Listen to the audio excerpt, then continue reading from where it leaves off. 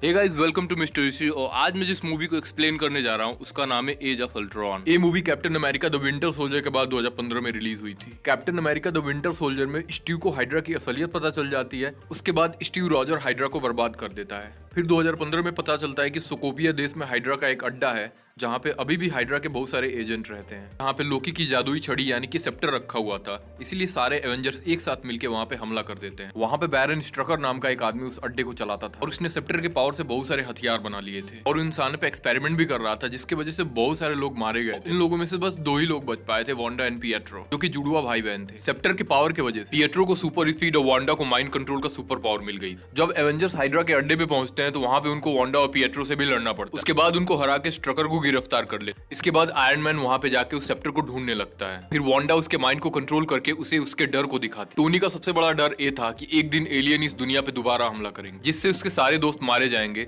और वो रोक नहीं पाएगा। और उसके डर को देखने के बाद वांडा उस छड़ी को ले जाने देती है, क्योंकि उसे लगता है कि वो छड़ी उसको बर्बाद कर देगी। एवेंजर्स के हेडक्वार्टर लौटने के बाद थॉर उस सेप्टर को एसगार्ड ले जाने वाला था, लेकिन टोनी उससे उसको 3 दिन के लिए उधार मांगता है। और फिर टोनी जब इसको स्टडी करता है तो उसको पता चलता है कि उस सेप्टर के अंदर बहुत ही एडवांस आर्टिफिशियल इंटेलिजेंस मौजूद। टोनी के पास जो जार्विस नाम का प्रोग्राम था वो इस सेप्टर जितना एडवांस नहीं था, इसीलिए ब्रूस बैनर और टोनी सेप्टर का यूज करके अल्ट्रॉन नाम का एक प्रोग्राम बनाना चाहते थे जो कि जार्विस से भी एडवांस होता। इसीलिए ब्रूस बैनर और टोनी बिना किसी को बताए इस सेप्टर के इस्तेमाल से अल्ट्रॉन को बनाना शुरू कर दिए। फिर टोनी और ब्रूस के लगातार काम करने की वजह से अल्ट्रॉन लगभग तैयार हो चुका, इसमें बस थोड़ा सा काम और बचा था। फिर एवेंजर्स हाइड्रा पर जीत की खुशी में एक पार्टी करते हैं और इधर टोनी और ब्रूस की गैर मौजूदगी में अल्ट्रॉन पूरा तैयार हो जाता है और वो एक्टिवेट होते इंटरनेट की मदद से इस दुनिया और इंसानों के बारे में सब कुछ जान लेता है। अल्ट्रॉन को दुनिया की रक्षा के लिए बनाया गया था, लेकिन वो इंटरनेट की जानकारी के अनुसार ये मान लेता है कि इस दुनिया को सबसे ज्यादा खतरा इंसानों से ही है और वो फैसला कर लेता है कि वो इंसानों को दुनिया से खत्म कर देगा। अल्ट्रॉन के इरादे देखकर जार्विस टोनी को खबर करने की कोशिश करता है, लेकिन अल्ट्रॉन जार्विस को मार देता है। फिर अल्ट्रॉन टोनी के रोबोट आर्मी में अपने आप को अपलोड कर देता है। फिर अल्ट्रॉन उन रोबोट्स की मदद से एवेंजर्स की पार्टी पे हमला कर देता है। सभी लोग मिलकर उन रोबोट्स को मार देते हैं, लेकिन उनमें से एक रोबोट सेप्टर को लेके वहां से भाग जाता है। फिर अल्ट्रॉन सोकोविया देश पहुंचता है और वहां पे जाके हाइड्रा की टेक्नोलॉजी से खुद के लिए एक नया शरीर बनाता है। फिर वो अपने लिए एक ड्रोन्स की आर्मी तैयार करता है। चूंकि अल्ट्रॉन का मकसद था इस दुनिया से पूरी इंसानियत को खत्म कर देना, लेकिन एवेंजर्स के रहते हुए ऐसा नहीं कर पाता, इसीलिए वो एवेंजर्स को मारना चाहता था। पर एवेंजर्स को मारना इतना आसान नहीं, इसीलिए वो वांडा और पिएट्रो से मिलता है। वांडा और पिएट्रो के माँ बाप स्टार्क इंडस्ट्री में एक बॉम्ब ब्लास्ट से मारे गए थे, इसीलिए वो स्टार्क और एवेंजर्स से नफरत करते थे। अल्ट्रॉन वांडा और पिएट्रो से केवल एक कहकर उनसे हाथ मिला लेता है कि वो केवल एवेंजर्स को ही मारना चाहता है। अल्ट्रॉन को अपना मिशन कंप्लीट करने के लिए वाइब्रेनियम की जरूरत थी और इसकी जानकारी केवल स्ट्रकर के पास ही मौजूद थी। फिर अल्ट्रॉन स्ट्रकर से मिलने जेल में जाता है। फिर स्ट्रकर उसको बतलाता है कि क्लाउ नाम के एक आदमी के पास बहुत सारा वाइब्रेनियम, और ये जानकारी मिलते ही अल्ट्रॉन स्ट्रकर को मार देता है। जब एवेंजर्स स्ट्रकर के मौत का इन्वेस्टिगेशन करते हैं तब उनको क्लाउ के बारे में पता चलता है और वो जान जाते हैं कि अल्ट्रॉन को वाइब्रेनियम की जरूरत है। फिर अल्ट्रॉन वांडा और पिएट्रो के साथ साउथ अफ्रीका जाता है और वहाँ क्लाउ को बहुत सारे पैसे देकर सारा वाइब्रेनियम खरीद लेता है और फिर एवेंजर्स की टीम भी वहाँ पहुंच जाती है। फिर वहाँ लड़ाई शुरू हो जाती है। टोनी अल्ट्रॉन के पीछे जाता है और वांडा अपने सुपर पावर से सारे हीरोज को बेकाबू कर देती है और इसी दौरान अल्ट्रॉन के रोबोट वाइब्रेनियम लेके वहाँ से चले जाते हैं। फिर ब्रूस वांडा के पावर की वजह से हल्क बन जाता है और पूरे शहर में तबाही मचाना शुरू कर देता है। और फिर आयरन मैन हल्क के पीछे जाता है और उसको अपने हल्क बस्टर आर्मर की मदद से रोकने की कोशिश करता है। हॉकाई को छोड़ के सारे सुपर हीरोज वांडा की शक्ति से बेहाल हो गए और हल्क और आयरन मैन की लड़ाई की वजह से पूरी दुनिया में एवेंजर्स की बदनामी हो रही थी, इसीलिए सारे हीरोज अपने हेडक्वार्टर में जाने के बजाय कुछ समय के लिए कहीं और चले जाते हैं। फिर हॉकाई उन्हें अपने घर लेके जाता है। जब वांडा ने थॉर पे अपने पावर का इस्तेमाल किया तो थॉर को एक सपना दिखा था और थॉर उसको समझने के लिए डॉक्टर सेल्विक के साथ वाटर ऑफ साइट नाम की एक जगह पे जाता है। उस जगह पे एक शक्ति मौजूद थी जो कि सपनों का मतलब बताती है। थॉर जब पानी में जाता है तो उसको सपना दोबारा दिखाई देता है। फिर उसे उस सपने में इन्फिनिटी स्टोन और एक नए शख्स का जन्म होते हुए दिखाई देता है। फिर हॉकाई के घर पे निक फ्यूरी सारे सुपर हीरोज को समझाकर लड़ाई के लिए तैयार करते हैं।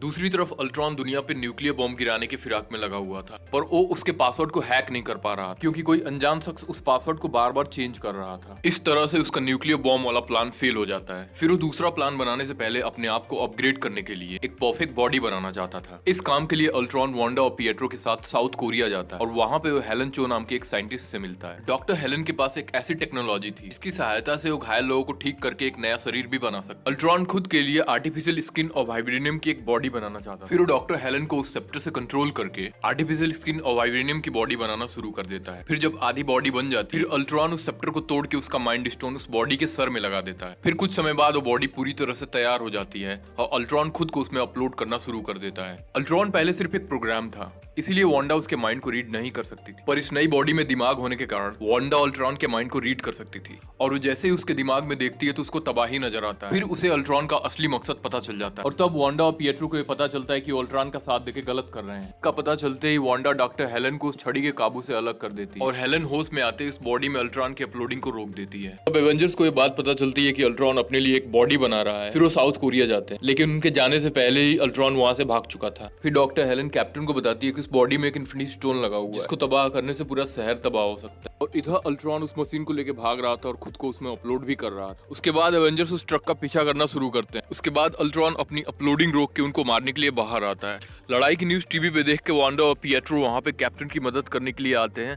ताकि वो अल्ट्रॉन को रोक सके। फिर ब्लैक विडो उस मशीन को ट्रक से निकाल के हॉकाई की प्लेन में डाल देती है। फिर ब्लैक विडो को प्लेन में जाने से पहले ही अल्ट्रॉन उसको किडनैप कर लेता है और फिर हॉकाई इस मशीन को लेकर टोनी स्टार्क के पास चला जाता है। बाकी सुपर हीरोज चाह रहे थे कि टोनी उस मशीन को खोल के उसमें के बॉडी को नष्ट कर दे। फिर टोनी ब्रूस को बताता है कि जारविस अभी तक मरा नहीं और वो अनजान शख्स जारविस ही था जो अल्ट्रॉन को न्यूक्लियर बॉम्ब का पासवर्ड हैक करने से रोक रहा था। फिर टोनी ब्रूस को बताता है कि जारविस को उस बॉडी में अपलोड करना चाहिए और टोनी ब्रूस को राजी करके जारविस को उस बॉडी में अपलोड करना शुरू कर देता है। तभी कैप्टन वांडा और पिएट्रो के हेल्प से टोनी और ब्रूस को ऐसा करने से रोकने की कोशिश करते हैं। अभी थॉर वहां आके अपनी पावर से इस मशीन को दोबारा से चालू कर देता है, जिसके बाद ये प्रोसेस कंप्लीट हो जाती है और उसके बाद उस मशीन से बाहर आता है एक रोबोट जो अल्ट्रॉन, जारविस और माइंड स्टोन के मदद से बना था। फिर थॉर स्टीव से बताता है कि इसने इस रोबोट को इसलिए बनने दिया कि उसने भविष्य के एक सपने में माइंड स्टोन की मदद से किसी रोबोट को बनते हुए देखा था। थॉर के इस सपने की वजह से उस रोबोट को विजन नाम दिया जाता है और विजन एवेंजर की टीम का एक हिस्सा बन जाता है। फिर एवेंजर्स पता लगाते हैं कि अल्ट्रॉन नताशा को सोकोविया लेके गया है। उधर अल्ट्रॉन हाइड्रा के अड्डे पे बचे हुए वाइब्रेनियम की मदद से एक पूरे शहर को आसमान में ले जाने वाला था और उसे एक मीटियोराइट की तरह धरती पे गिराने वाला था।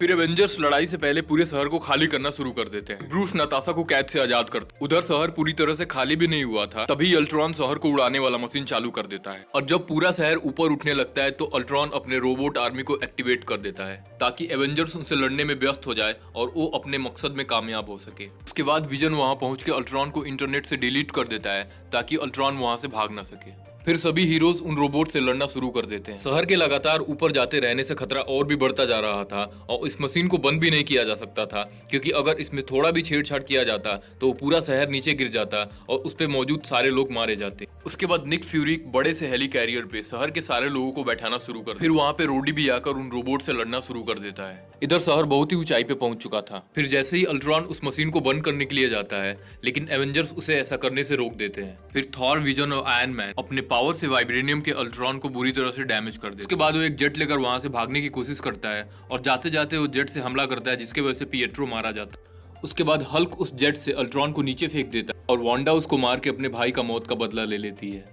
अब तक लगभग सारे रोबोट्स मारे जा चुके थे और सारे हीरोज भी उस हेली कैरियर में वापस चले जाते। तभी एक रोबोट उस मशीन को बंद कर देता है जिसके वजह से पूरा शहर नीचे गिरने लगता है। फिर आयरन मैन और थॉर अपने पावर से उस मशीन को तोड़ देते हैं और आसमान में ही उस शहर के टुकड़े हो जाते हैं जिसके वजह से किसी को कोई नुकसान नहीं होता। इसके बाद लास्ट में एक आखिरी रोबोट बचा होता है जिसको विजन तबाह कर देता है। फिर आखिरी में सभी हीरोज हेली कैरियर पर मौजूद होते हैं, लेकिन हल्क अभी भी उस जेट में था जहाँ से उसने अल्ट्रॉन को नीचे फेंका था और वो उस जेट के जरिए दूसरे प्लेनेट पे चला जाता है। कुछ समय बाद कैप्टन अमेरिका एवेंजर्स के हेडक्वार्टर पे नए एवेंजर्स को ट्रेनिंग देना शुरू कर देता है और हॉकाई अपने फैमिली के पास चला जाता है और लास्टली थॉर फिर से एसगार्ड वापस लौट जाता है और ये मूवी इसी के साथ खत्म हो जाती है।